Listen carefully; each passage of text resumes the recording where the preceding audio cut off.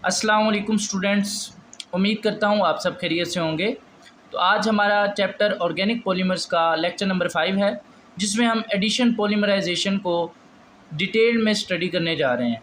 तो previous lecture में हमने फंक्शनैलिटी के बारे में पढ़ा कि मोनोमर की फंक्शनैलिटी से क्या मुराद है, और फंक्शनैलिटी को देखते हुए हम ये डिसाइड कर सकते हैं कि एक मोनोमर एडिशन पॉलीमराइजेशन करेगा या फिर कंडेंसेशन पॉलीमराइजेशन करेगा। तो आज हमारे पास एडिशन पॉलीमराइजेशन या जिसका दूसरा नाम चेन पॉलीमराइजेशन भी है, इसको हम डिटेल के साथ स्टडी करेंगे। तो सबसे पहले इसकी डेफिनेशन देखते हैं। It is defined as self addition of monomer molecules to each other very rapidly through a chain reaction. कि ये ऐसी पॉलीमराइजेशन की टाइप है जिसमें मोनोमर मालिक्यूल्स एक दूसरे के अंदर ऐड होते जाते हैं, और ये एडिशन का प्रोसेस बहुत रैपिड होता है, और वो ऐड होने के साथ साथ एक चेन की फॉर्म में पॉलीमर को बनाते हैं। तो क्योंकि इस पॉलीमराइजेशन में जो मोनोमर्स हैं वो साइड बाय साइड अटैच होते हैं, तो हमारे पास जो पॉलीमर बनता है वो एक चेन की फॉर्म में बनता है, यानी एक चेन की ग्रोथ होती जाती है। इसी वजह से हम इस एडिशन पॉलीमराइजेशन को चेन पॉलीमराइजेशन या फिर चेन ग्रोथ पॉलीमराइजेशन का नाम भी देते हैं। सेकंड, इसके बारे में मोस्ट इंपॉर्टेंट बात यह है कि no byproduct is form, यानी ये जब एडिशन पॉलीमराइजेशन होती है, दो मोनोमर्स आपस में जुड़ते हैं, तो इनके जुड़ने के दरमियान एडिशन के वक्त कोई भी मोनोमर का कोई भी सिंगल एटम रिमूव नहीं होता। यानी जब जैसे कंडेंसेशन पॉलीमराइजेशन में हमने पढ़ा था, जब हम एडिपिक एसिड का हेक्सामिथाइलिन डाइमाइन के साथ रिएक्ट करवाते हैं तो वहाँ से एक वाटर मालिक्यूल निकलता है। तो कंडेंसेशन पॉलीमराइजेशन में स्मॉल मालिक्यूल जैसे कि वाटर हो गया, अल्कोहल हो गया या फिर HCl है, ये एज अ बाय प्रोडक्ट निकलते हैं। लेकिन चेन पॉलीमराइजेशन और कंडेंसेशन पॉलीमराइजेशन का मेन फ़र्क यही है कि चेन पॉलीमराइजेशन में कोई भी बाय प्रोडक्ट रिलीज़ नहीं होती। अब क्योंकि इसमें कोई बाय प्रोडक्ट नहीं बनेगी, उस बुनियाद पे मैं कह सकता हूँ कि product has the same elemental composition as that of monomer, क्योंकि जितनी केमिकल कंपोजिशन मोनोमर्स की थी, पॉलीमर में भी वही एलिमेंटल कंपोजिशन पाई जाएगी। अब इसी बुनियाद पे हम एक और रिज़ल्ट निकाल सकते हैं कि molecular mass of polymer is an integral multiple of the molecular mass of monomer. क्योंकि अब इसमें कोई एटम तो रिमूव होता नहीं है, तो एक मोनोमर का जो मॉलिक्यूल है उसका मॉलिक्यूलर मास ले लें, उसको हम टोटल नंबर ऑफ मोनोमर्स के साथ जब मल्टीप्लाई कर दें तो हमारे पास पॉलीमर का मॉलिक्यूलर मास आ सकता है। मिसाल के तौर पर एक पॉलीमर है जिसको 5 मोनोमर मिलके बनाते हैं। अब और एक मोनोमर का जो लेट्स सपोज हमारे पास वेट है वो 5 ग्राम है। तो अगर हमने पॉलीमर का वेट मालूम करना है तो हम एक मोनोमर के मॉलिक्यूलर मास को जो 5 है total number of monomers n के साथ जब मल्टीप्लाई करेंगे तो हमारे पास मॉलिक्यूलर मास ऑफ पॉलीमर आ जाएगा। तो यही इसकी ख़ास बात है, क्योंकि इसमें कोई बाय प्रोडक्ट रिलीज़ नहीं होता, इसलिए molecular mass of polymer is the integral multiple of the molecular mass of monomer. के मॉलिक्यूलर मास ऑफ मोनोमर को हम उनके टोटल नंबर जितने भी मोनोमर मिल रहे हैं उससे ज़रब देंगे तो हमारे पास पॉलीमर का मॉलिक्यूलर मास आ जाता है। उसके बाद फंक्शनैलिटी के लेक्चर में हमने ये देखा था कि एडिशन पॉलीमराइजेशन हमेशा वही मोनोमर करते हैं जिनके अंदर फंक्शनैलिटी की वजह अनसैचुरेशन या डबल बॉन्ड होती है। यही वजह है कि एडिशन पॉलीमराइजेशन के लिए जो बेसिक या मोस्ट कॉमन इस्तेमाल होने वाले मोनोमर्स हैं उनमें अल्कीन्स जैसे कि ethene, propene, butene, dance, vinyl chloride या विनाइल ब्रोमाइड, विनाइल एसीटेट और स्टायरीन, ये तमाम जो हैं एडिशन पॉलीमराइजेशन करने के लिए जो हमारे पास कॉमन इस्तेमाल होने वाले मोनोमर्स हैं उनकी एग्जांपल्स हैं। नेक्स्ट हम बात करते हैं मैकेनिज़्म ऑफ एडिशन पॉलीमराइजेशन की। तो जो चेन पॉलीमराइजेशन या एडिशन पॉलीमराइजेशन है वो एक्चुअली 3 तरह के मैकेनिज़्म से की जा सकती है। पहला है जी फ्री रेडिकल मैकेनिज़्म, दूसरा है आयोनिक मैकेनिज़्म जिसमें कैटायनिक एंड एनायनिक आ जाते हैं, और थर्ड वन है कोऑर्डिनेशन मैकेनिज़्म। तो इस लेक्चर में आज हम फ्री रेडिकल मैकेनिज़्म को डिटेल के साथ ईच एंड एवरी कंसेप्ट इसका स्टडी करेंगे। तो फ्री रेडिकल मैकेनिज़्म जो है उसके मेन 3 स्टेप्स होते हैं। First one is initiation, second one is propagation and third one is termination. तो सबसे पहला स्टेप जो है उसका नाम है जी initiation. Initiation of polymer chain is brought about by free radicals produced by the decomposition of compounds called initiator। तो सबसे पहली बात इनिशिएशन जो है उसका प्रोसेस स्टार्ट करवाते हैं फ्री रेडिकल्स। फ्री रेडिकल्स कहाँ से आते हैं? Free radicals are produced by initiator. अब इनिशिएटर क्या है? हम इनिशिएटर की डेफिनेशन देखते हैं। These are the thermally unstable compounds and decompose into products called free radical. यानी इनिशिएटर ऐसे कंपाउंड्स हैं जो थर्मली अनस्टेबल होते हैं। थर्मली अनस्टेबल का मतलब ये है कि जैसे ही हम इनको हीट करते हैं तो ये डिकम्पोज हो जाते हैं, और ये डिकम्पोज किसके अंदर होते हैं? फ्री रेडिकल्स के अंदर। अब हम ये समझते हैं कि ये डिकम्पोजिशन किस तरीके से होती है। When energy is supplied to this compound, say in the form of heat, it splits into two symmetrical compounds by the homolytic decomposition of bond between bonded atoms, each carrying one unpaired electron with it.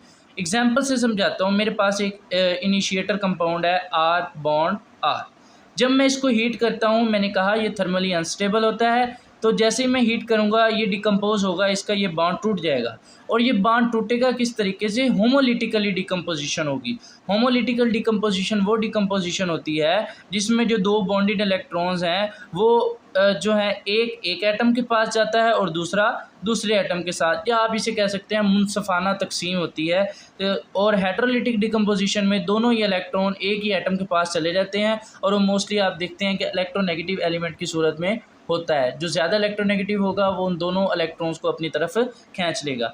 तो हम initiator पढ़ रहे थे, तो जब मैंने इस initiator को हीट किया, इसकी जो है बॉन्ड की होमोलिटिक डिकम्पोजिशन हुई और इसने दो फ्री रेडिकल्स को जनरेट किया, जिनमें से हर एक के पास एक लोन इलेक्ट्रॉन या अनपेयर्ड इलेक्ट्रॉन मौजूद होता है। ये जो फ्री रेडिकल्स हैं, ये जो फ्री रेडिकल्स बने हैं, इन्होंने जाकर आगे हमारी इनिशिएशन के प्रोसेस को स्टार्ट करना है। तो हमारे पास जो कॉमन एग्जांपल्स हैं इनिशिएटर्स की, उसमें पर एसिटिक एसिड आ जाता है। जब मैं इसको हीट करता हूँ तो यहाँ से होमोलिटिकल डिकम्पोजिशन होगी, एक इलेक्ट्रॉन इसके पास और एक इलेक्ट्रॉन इसके पास, तो हमारे पास OH फ्री रेडिकल और उसके साथ CH3COO फ्री रेडिकल वजूद में आता है। तो CH3C डबल बॉन्ड O और O, ये इस तरीके से है। अब जब मैं इसको मज़ीद हीट करता हूँ तो ये बॉन्ड भी होमोलिटिकली क्लीवेज होता है, और ये इलेक्ट्रॉन मिलकर आपस में बॉन्ड बनाते हैं और CO2 का मालिक्यूल यहाँ से निकल जाता है, और हमारे पास एक अल्काइल फ्री रेडिकल भी बनता है। सेम केस है पर बेंजोइक एसिड के साथ। जब हम इसे हीट करेंगे तो OH फ्री रेडिकल और उसके साथ ये, और जब हम इसको फर्दर हीट करेंगे इस बॉन्ड की होमोलिटिक क्लीवेज होगी तो CO2 हमारे पास निकलेगी और हमारे पास ये फ्री रेडिकल वजूद में आएगा। तो नेक्स्ट एग्जांपल है हाइड्रोजन परऑक्साइड की। जब हम इसे हीट करते हैं तो इसका ये बॉन्ड जो है होमोलिटिकली डिकम्पोज होता है और दो फ्री रेडिकल्स जनरेट करता है। इसी के साथ साथ नेक्स्ट एग्जांपल है एजोबिस डाइफिनाइल मीथेन की। जब हम इसे हीट करते हैं तो ये जो बॉन्ड है उसकी आपस में होमोलिटिकल, इस बॉन्ड की भी और इस बॉन्ड की भी होमोलिटिकल डिकम्पोजिशन होगी। एक इलेक्ट्रॉन यहाँ से ऐसे शिफ्ट होगा, एक इलेक्ट्रॉन ऐसे शिफ्ट होगा, नाइट्रोजन नाइट्रोजन ट्रिपल बॉन्ड बनेगा और हमारे पास नाइट्रोजन का मॉलिक्यूल रिलीज़ हो जाएगा। साथ जो है हमारे पास दो सिमेट्रिकल फ्री रेडिकल्स जो हैं वो इस तरीके से बनेंगे। एक नेक्स्ट एग्जांपल है इनिशिएटर की बेंजोइल परऑक्साइड। जब हम इसको हीट करते हैं तो इस बॉन्ड की होमोलिटिक डिकम्पोजिशन होती है, एक इलेक्ट्रॉन इसके पास एक इलेक्ट्रॉन इसके पास, तो हमारे पास ये दो इस तरह के फ्री रेडिकल्स बनते हैं। जब हम इसको फर्दर हीट करेंगे तो इस बॉन्ड की होमोलिटिकल डिकम्पोजिशन होगी, ये इलेक्ट्रॉन ऐसे शिफ्ट होगा, ये इलेक्ट्रॉन ऐसे, और हमारे पास CO2 का मॉलिक्यूल रिलीज़ हो जाएगा, पीछे ये फ्री रेडिकल जनरेट होगा। तो ये इनिशिएटर की कुछ एग्जांपल थी। तो इनिशिएटर से मुराद ऐसा कंपाउंड है जो थर्मली अनस्टेबल होता है, जैसे ही हम इसको हीट करते हैं तो वो टूट कर होमोलिटिकल डिकम्पोजिशन करके हमारे पास फ्री रेडिकल्स जनरेट करता है, और यही फ्री रेडिकल आगे मोनोमर मॉलिक्यूल पे अटैक करेगा और हमारा इनिशिएशन का प्रोसेस स्टार्ट होगा। लेकिन उस प्रोसेस को स्टार्ट करने से पहले हमारे पास ये जो इनिशिएटर की अभी हमने डिकम्पोजिशन की है, होमोलिटिक डिकम्पोजिशन, इसके तीन तरीक़ाकार हैं। या तो वो थर्मली डिकम्पोजिशन हो सकती है, या वो फोटोकेमिकल डिकम्पोजिशन हो सकती है, या फिर वो किसी कैटलिस्ट की मौजूदगी में भी डिकम्पोजिशन हो सकती है। तो हमारे पास पहली टाइप है थर्मल डिकम्पोजिशन की। इसमें क्या होता है कि इसमें डिकम्पोजिशन के लिए हम हीट एनर्जी को इस्तेमाल करते हैं। तो हम जैसे ही किसी भी इनिशिएटर को हीट करेंगे तो वो थर्मली डिकम्पोज हो जाएगा। दूसरी ख़ास बात ये है कि इसकी डिकम्पोजिशन का जो रेट है वो रिएक्शन टेम्परेचर पे डिपेंड करता है और उसके साथ साथ गिवन सॉल्वेंट पे भी डिपेंड करता है। अब इससे क्या मुराद है? इससे मुराद ये है कि अगर हम एक इनिशिएटर लें और एक ही सॉल्वेंट लें गिवन सॉल्वेंट में, वो इनिशिएटर डिफरेंट टेम्परेचर पर डिफरेंट रेट से डिकम्पोज होता है। यानी एग्जांपल से समझाता हूँ। मेरे पास एक कॉमन सी एग्जांपल है। हमारे पास एक इनिशिएटर है जी एजोबिस आइसोब्यूटायरो नाइट्राइल, ठीक है। अब मैं एक गिवन सॉल्वेंट ले लेता हूँ बेंजीन। बेंजीन एक ही सॉल्वेंट के अंदर जब मैं उसका टाइम टेकन फॉर 50% डिकम्पोजिशन या हाफ लाइफ में देखता हूँ तो 40 डिग्री सेल्सियस पर वो 50% डिकम्पोज होने के लिए 354 घंटे लगाता है, 50 डिग्री सेल्सियस पर 73 घंटे, 60 डिग्री सेल्सियस पर 17 घंटे और 70 डिग्री सेल्सियस पर 5 घंटे। तो इससे हमें ये पता चलता है कि एक इनिशिएटर गिवन सॉल्वेंट में डिफरेंट टेम्परेचर्स पर डिफरेंट रेट्स के साथ डिकम्पोजिशन करता है। सेम केस है कि एक ही इनिशिएटर गिवन टेम्परेचर पे डिफरेंट सॉल्वेंट्स में डिफरेंट रेट पर डिकम्पोजिशन करता है।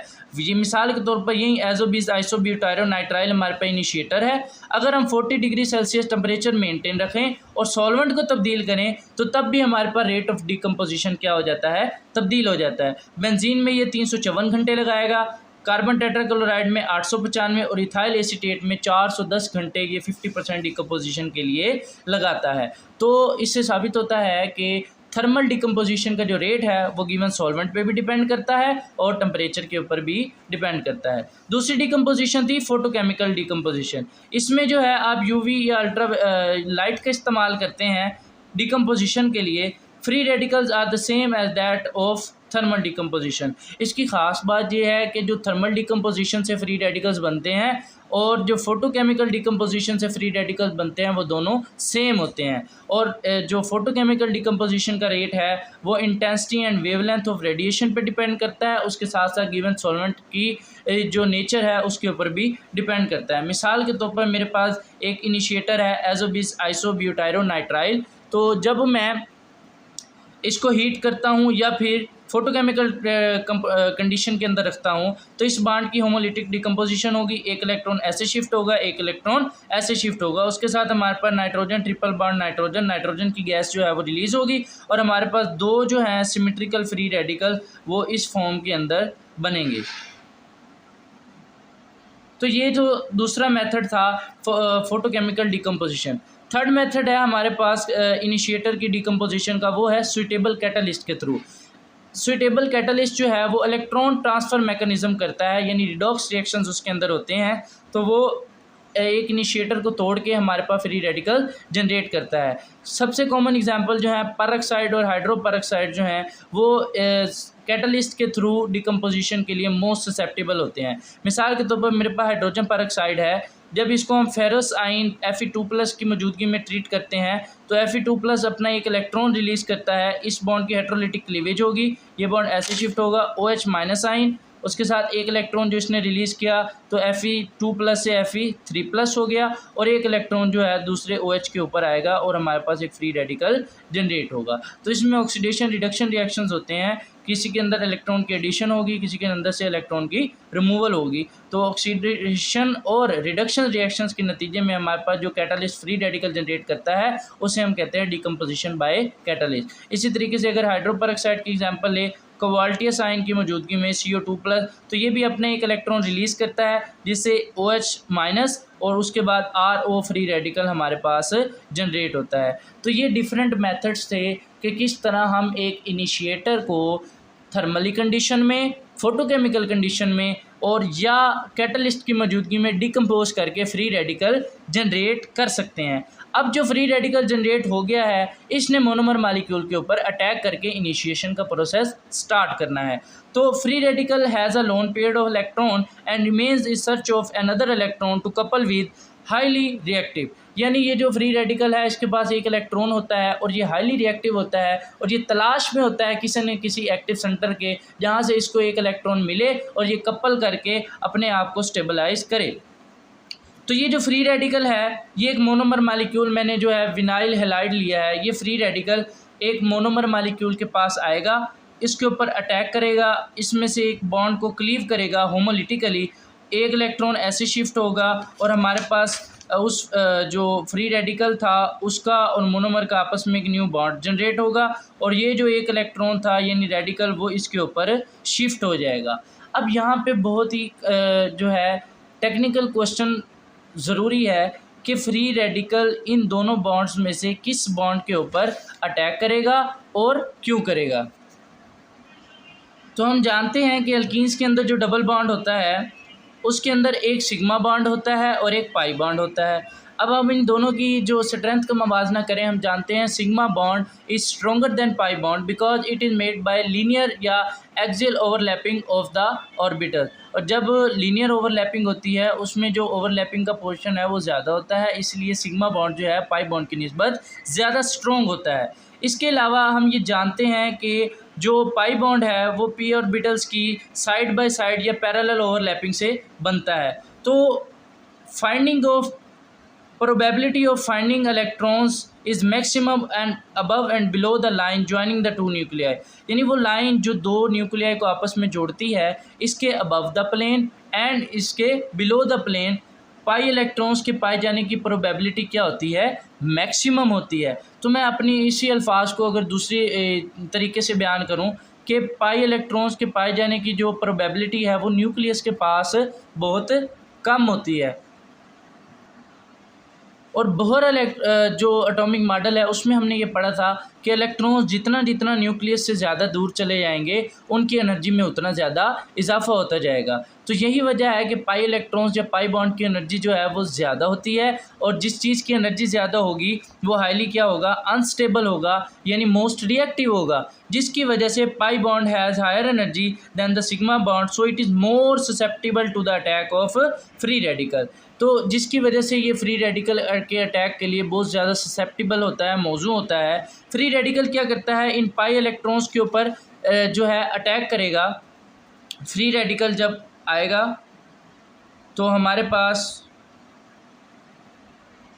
ये जो पाई बॉन्ड है इनके इलेक्ट्रॉन्स के ऊपर अटैक करके इसकी होमोलिटिक डिकम्पोजिशन करवाएगा। तो एक इलेक्ट्रॉन और ये फ्री रेडिकल का एक इलेक्ट्रॉन जब आपस में जुड़ते हैं तो हमारे पास एक नॉर्मल सिग्मा बॉन्ड बनता है।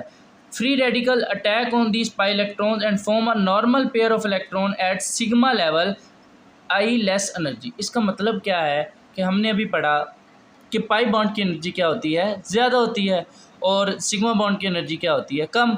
तो जो ये अब जब ये इनिशिएशन का प्रोसेस हो रहा है इसमें क्या हो रहा है कि एक पाई बॉन्ड एक सिग्मा बॉन्ड में कन्वर्ट हो रहा है। इसका मतलब ये है कि जब भी एक हायर बॉन्ड एनर्जी बॉन्ड एक लोअर एनर्जी बॉन्ड में कन्वर्ट होगा तो एनर्जी उससे क्या होगी, रिलीज़ होगी। Coming from pi bond to sigma bond, energy is released of some 20 kilocalories, so it is an exothermic process। यही वजह है कि जब मैंने आपको डेफिनेशन में बताया था कि मोनोमर मॉलिक्यूल की एडिशन जो है वो चेन में होती है और वो रैपिडली होती है। रैपिडली इसी वजह से होती है क्योंकि इस प्रोसेस में हमें सिर्फ शुरू में इनिशिएटर को डिकम्पोज करने के लिए हीट देना पड़ती है।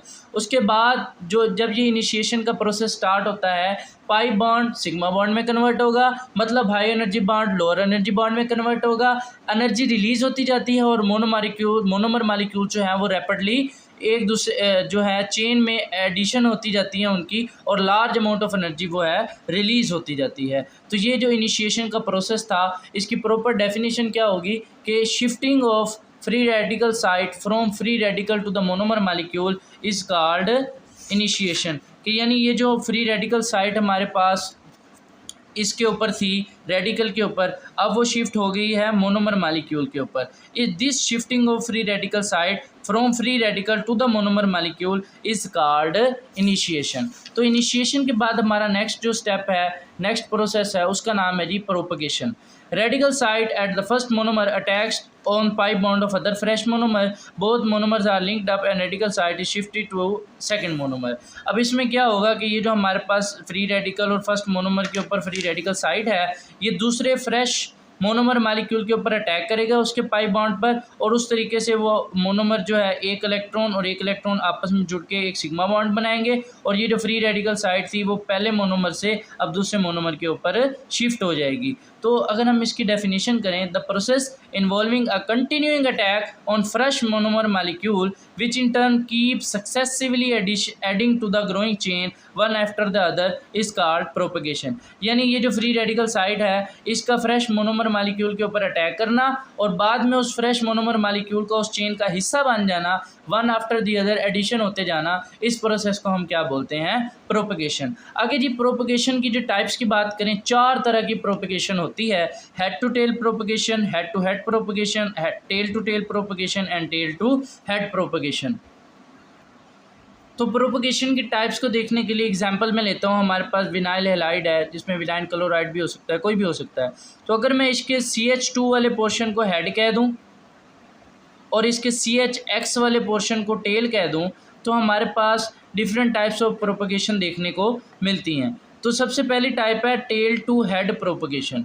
यानी आपने क्या करना है, जो ग्रोइंग चेन है उसके एंड पे आपने टेल को लेके आना है, उसके बाद हम नेक्स्ट मोनोमर के हेड को उस टेल के साथ जोड़ेंगे। तो अगर आप चाहते हैं कि जो ग्रोइंग चेन है उसके एंड के ऊपर टेल आए, तो आप फ्री रेडिकल का अटैक जो है वो उस मोनोमर मालिक्यूल के ऊपर इस तरीके से करेंगे।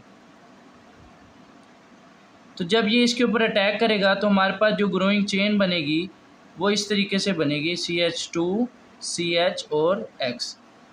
तो हमारे पास ये जो ग्रोइंग चेन आई है, इसकी जो टेल है वो इसके एंड पर है।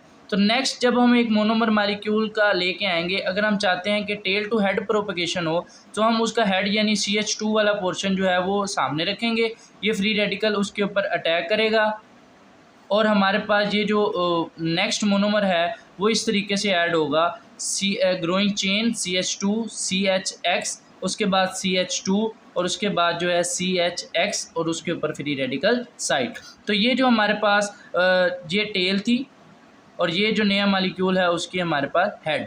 तो this is called tail to head propagation. आपने बस यही करना है कि अगर आप टेल टू टेल या टेल टू हेड लेना चाहते हैं प्रोपगेशन, तो आपने क्या करना है, टेल को ग्रोइंग चेन के एंड पे लाने के लिए फ्री रेडिकल का अटैक मोनोपर पे इस तरीके से कराना है कि टेल जो है वो राइट साइड पे हो। जब टेल राइट साइड पे आ जाएगी, अब आपने नेक्स्ट जो मोनोमर मालिक्यूल लेना है, अगर आप टेल टू हेड बनाना चाहते हैं तो उस मोनोमर मालिक्यूल का हेड सामने कर दें, और अगर आप टेल टू टेल बनाना चाहते हैं तो नेक्स्ट मोनोमर की टेल जो है वो CHX पोर्शन को आप सामने कर दें। तो जब ये इसके ऊपर अटैक करेगा तो टेल के बाद CHX यानी टेल टू टेल हमारे पास प्रोपगेशन बनेगी। तो नेक्स्ट जो है वो 2 टाइप्स हैं, वो हैं हेड टू हेड या फिर हेड टू टेल प्रोपगेशन। तो हेड टू हेड प्रोपगेशन या हेड टू टेल प्रोपगेशन बनाने के लिए आपको जो ग्रोइंग चेन है उसके राइट एंड पे आपको हेड लाना है। तो मैं फ्री रेडिकल का अटैक ग्रोइंग जो पहला मोनोमर होगा उसके ऊपर इस तरीके से करवाऊंगा। तो जब ये इसके ऊपर अटैक करेगा और इसके साथ अटैच होगा CHX CH2 और ये, तो जब ये ग्रोइंग चेन है इसके राइट एंड पे हमारे पास हेड आएगा। अब आपके पास ये ग्रोइंग चेन है और इसके एंड पे आपके पास हेड है और उसके ऊपर फ्री रेडिकल साइट है। अब अगर आप हेड टू हेड बनाना चाहते हैं तो इस जो नया मोनोमर मालिक्यूल आएगा उसके आप हेड को सामने कर दें तो हेड टू हेड प्रोपगेशन हो जाएगी। और अगर आप इसी तरीके से, ये आपके पास ग्रोइंग चेन है CHX और CH2, तो नेक्स्ट मोनोमर मालिक्यूल का आप हेड टू टेल करना चाहते हैं तो आप उसकी टेल को सामने रख दें, CHX को सामने रख दें और CH2 इस तरीके से। तो जब ये इसके ऊपर अटैक करेगा तो हमारे पास जो ग्रोइंग चेन या प्रोपगेशन होगी CHX CH2 फिर CHX और CH2 इसके ऊपर फ्री रेडिकल। तो ये हमारे पास हेड है और ये हमारे पास टेल है। तो ये हमारे पास हेड टू टेल प्रोपगेशन होगी। ये हमारे पास जो है ये भी हेड और ये भी head. Head to head propagation, tail to tail propagation और उसके बाद जो है टेल टू हेड। तो ये 4 डिफरेंट टाइप्स थी प्रोपगेशन की। Next and the final step of addition polymerization by free radical mechanism जो है उसका नाम है टर्मिनेशन। टर्मिनेशन की डेफिनेशन की बात करते हैं। It is the process by which addition of further monomer substituents sub units to the growing polymer chain is inhibited. यानी ये ऐसा प्रोसेस है जिसमें हम ग्रोइंग चेन में ऐड होने वाले फर्दर मोनोमर्स की एडिशन को क्या कर देते हैं, इनहिबिट कर देते हैं, रोक देते हैं। तो ये जो टर्मिनेशन है ये प्रोसेस भी 3 तरीके से होता है। पहला जो प्रोसेस है इट इज़ बाय कपलिंग। इसमें क्या होगा, depending upon the temperature, time, monomer and initial concentration, 2 growing chains come close to each other and unite by coupling of lone electrons। कहता है कि हमारे पास टेम्परेचर, रिएक्शन कंसंट्रेशंस और monomers molecule की concentration, इन चीज़ों को देखते हुए बाज़ का 2 या 3 से ज़्यादा चेन्स ग्रो करना स्टार्ट कर देती हैं। तो जब ये ग्रोइंग चेन्स जिनके ऊपर फ्री रेडिकल या लोन इलेक्ट्रॉन होता है, जब 2 चेन्स आपस में एक दूसरे के करीब आती हैं तो वो लोन इलेक्ट्रॉन के ज़रिए एक दूसरे के साथ कपल कर लेती हैं, जोड़ लेती हैं अपने आप को, और दोनों चेन्स की क्या हो जाती है, टर्मिनेशन। यानी मिसाल के तौर पर मेरे पास एक ग्रोइंग चेन है RCH2CHX, इसमें नंबर ऑफ मोनोमर मालिक्यूल हैं CH2, CH और X। ये हमारे पास फ्री रेडिकल साइड है। इसी तरह सेम इसी तरह की एक और ग्रोइंग चेन है। अब इसके पास भी एक फ्री इलेक्ट्रॉन है, लोन इलेक्ट्रॉन है इसके पास। तो जब ये 2 इलेक्ट्रॉन्स आपस में इस तरीके से जुड़ते हैं तो ये कपलिंग कर लेते हैं, यानी दोनों चेन्स जो थी, एक ये चेन और एक ये वाली चेन, आपस में कपल करके टर्मिनेशन कर लेती हैं। अब इस पूरी चेन के ऊपर कोई भी फ्री रेडिकल या एक्टिव साइड मौजूद नहीं है जिससे वो नए मोनोमर को अपने अंदर ऐड कर सके। तो हम कहते हैं कि कपलिंग के थ्रू इन चेन्स की क्या हो गई है, टर्मिनेशन हो गई है। दूसरी टर्मिनेशन जो है वो है बाय डिस्प्रोपोर्शनेशन। इसमें क्या होगा कि एक ग्रोइंग चेन दूसरी ग्रोइंग चेन से हाइड्रोजन का जो एक फ्री रेडिकल है उसको एक्सट्रैक्ट करेगी। मिसाल के तौर पर मेरे पास ये ग्रोइंग चेन है RCH2CHX, CH2 और CHX, ये उसके ऊपर फ्री रेडिकल। इसी तरीके से एक और सेम इसी तरीके की हमारे पास एक ग्रोइंग चेन है। तो एक ग्रोइंग चेन दूसरी ग्रोइंग चेन में से एक हाइड्रोजन को रिमूव करवाती है, हाइड्रोजन फ्री रेडिकल। यहाँ से होमोलिटिक डिकम्पोजिशन होगी, H डॉट जो है वो इसके पास आएगा और बॉन्ड बना लेगा, यानी ये CH2 में कन्वर्ट हो जाएगा। तो हमारे पास ये चेन जो है RCH2CHX, उसके बाद CH2, और ये जो CH था इसमें एक हाइड्रोजन ने आके एडिशन की, हमारे पास क्या बन गया, CH2 और X। अब ये जो दूसरी चेन थी इसकी क्योंकि यहाँ से होमोलिटिक डिकम्पोजिशन होती, एक इलेक्ट्रॉन ये वाला और एक इलेक्ट्रॉन ये वाला आपस में मिलकर डबल बॉन्ड के अंदर कन्वर्ट हो जाते हैं। अब इन दोनों चेन्स के ऊपर कोई भी एक्टिव साइट मौजूद नहीं रही, जिसकी वजह से हम इसे कहते हैं टर्मिनेशन हो गई है बाय डिस्प्रोपोर्शनेशन। तीसरी जो टर्मिनेशन है वो है बाय इनहिबिटर्स के जरिए। इनहिबिटर क्या होते हैं, these are the chemical substances capable of inhibiting और killing the chain growth by combining with the active free radical side forming either stable products और इनएक्टिव फ्री रेडिकल। यानी इनहिबिटर से मुराद ऐसी कोई भी केमिकल सब्सटेंस है जो ग्रोइंग चेन को किल कर सकती है या उसको इनहिबिट कर सकती है उसकी ग्रोथ को। कैसे कि ये जो एक्टिव फ्री रेडिकल साइट होती है उसके साथ जुड़ जाती है, जुड़ने के बाद या तो कोई स्टेबल प्रोडक्ट बना देती है या फिर एक इनएक्टिव फ्री रेडिकल बना देती है जो मजीद किसी मोनोमर मालिक्यूल के ऊपर अटैक नहीं कर सकता। इसकी सिंपल सी एग्जांपल हमारे पास DPPH है, डाइफिनाइल पिक्राइल हाइड्रोजाइड। इसके जो है ये स्टेबल फ्री रेडिकल की फॉर्म में एग्जिस्ट करता है नेचर में। ये हमारे पास इसका स्ट्रक्चर है और इसके ऊपर नाइट्रोजन के ऊपर ये एक फ्री रेडिकल मौजूद होता है। लेट्स सपोज हमारे पास एक ग्रोइंग चेन है P, तो ये इनहिबिटर जो है ये क्या करेगा, इस ग्रोइंग चेन के इस जो है फ्री रेडिकल इसके साथ डायरेक्टली अटैच हो जाएगा, कपलिंग कर लेगा, बॉन्ड बना लेगा और उस ग्रोइंग चेन की जो ग्रोथ है उसको रोक देगा। तो इस तरीके से इनहिबिटर डायरेक्ट बॉन्ड बनाकर फ्री रेडिकल के साथ स्टेबल प्रोडक्ट बना देते हैं और उसकी जो ग्रोथ है उसको इनहिबिट कर देते हैं। इसके साथ साथ एटमॉस्फेरिक ऑक्सीजन जो है वो भी अपनी बाई रेडिकल नेचर की वजह से गुड इनहिबिटर है। मिसाल के तौर पर ऑक्सीजन, इसके ऊपर 2 रेडिकल्स मौजूद होते हैं और ये हमारे पास एक ग्रोइंग चेन है। तो सबसे पहले ग्रोइंग चेन जो है ये ग्रोइंग चेन इस रेडिकल के साथ आपस में अटैक करेगी और नया बॉन्ड बनाएगी, P बॉन्ड O के ऊपर जो है रेडिकल। फिर ये रेडिकल जो है दूसरी अगर कोई ग्रोइंग चेन है उसके ऊपर अटैक करेगा और ये 2 इलेक्ट्रॉन मिलके आपस में बॉन्ड बना लेंगे। तो इस तरीके से 2 ग्रोइंग चेन्स को जो है ये 2 ग्रोइंग चेन्स को जो ऑक्सीजन का बाई रेडिकल नेचर की वजह से ये भी इनहिबिट कर देता है, उनके अंदर अब फर्दर एडिशन ऑफ मोनोमर नहीं हो सकती। तो इस तरीके से एडिशन पॉलीमराइजेशन का पहला जो पोर्शन था फ्री रेडिकल मैकेनिज़्म। आज हमने उसके 3 स्टेप्स को पढ़ा, इनिशिएशन को पढ़ा, इनिशिएटर क्या होते हैं, उसके बाद इनिशिएशन किस तरीके से होती है, प्रोपगेशन को पढ़ा, उसकी 4 टाइप्स को पढ़ा, और नेक्स्ट हमने टर्मिनेशन पढ़ा, वो किस किस तरीके से होती है।